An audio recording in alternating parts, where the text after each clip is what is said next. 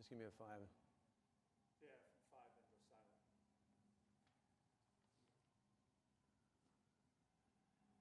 10, 9, 8, 7, 6, 5.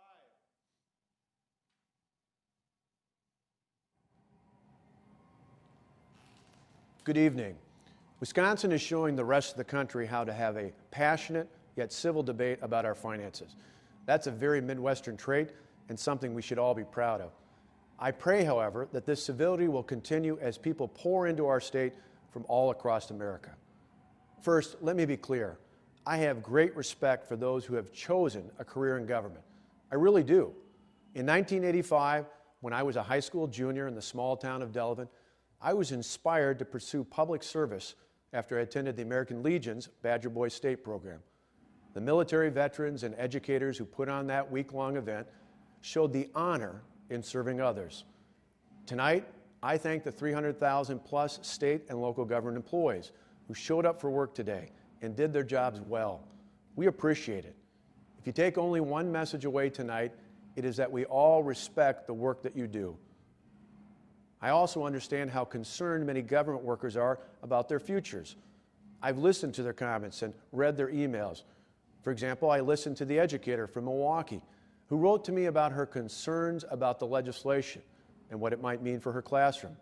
That's why last week we agreed to make changes to the bill to address many of those issues.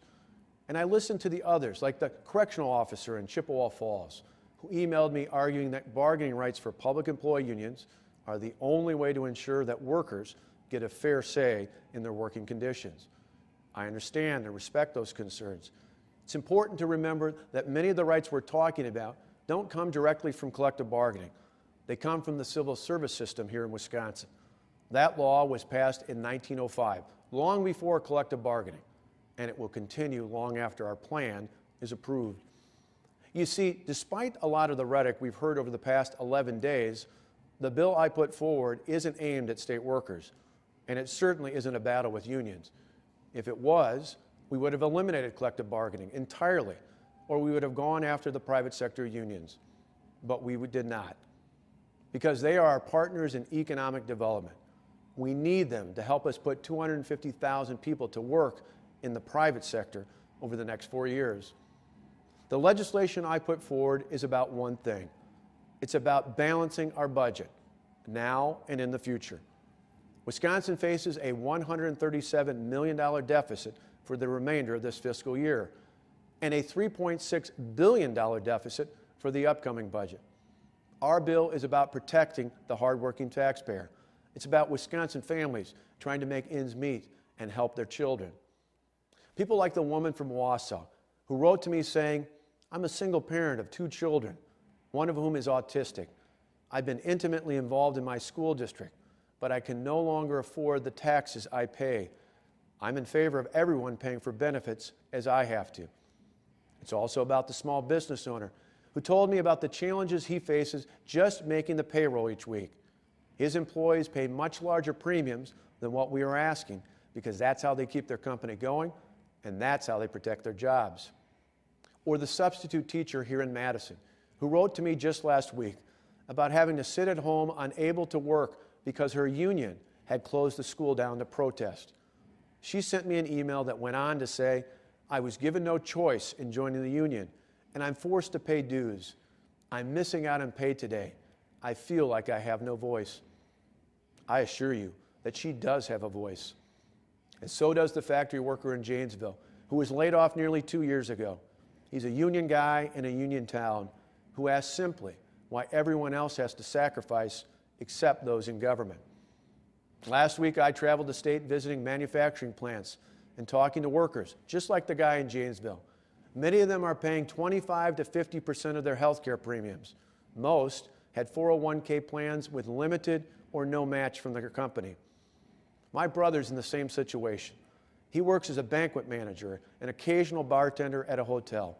And my sister-in-law works for a department store. They have 2 beautiful kids. In every way, they are a typical middle-class family right here in Wisconsin.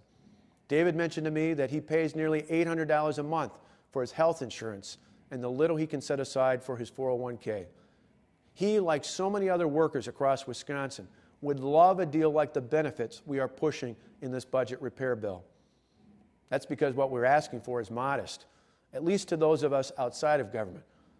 Our measure asks for a 5.8% contribution to the pension and a 12.6% contribution for health insurance premiums. Both are well below the national average. And this is just one part of our comprehensive plan to balance the state's $3.6 billion budget deficit. Now, some have questioned why we have to reform collective bargaining to balance the budget. The answer is simple. The system is broken. It costs taxpayers serious money, particularly at the local level. As a former county official, I know that firsthand. For years, I tried to use modest changes in pension and health insurance contributions as a means of balancing our budget without massive layoffs or furloughs. On nearly every occasion, the local unions, empowered by collective bargaining agreements, told me to go ahead and lay off workers. That's just not acceptable. Here's another example. In Wisconsin, many local school districts are required to buy their health insurance through the WA Trust, which, by the way, is the state teachers' union's own company.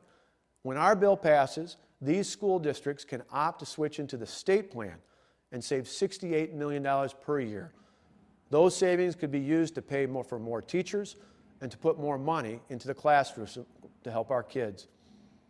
Now, some have also suggested that Wisconsin raise taxes on corporations and people with high incomes.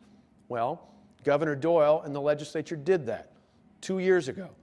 In fact, they passed a budget repair bill in just one day, mind you, that included a $1 billion tax increase. Instead of raising taxes, we need to control government spending to balance our budget.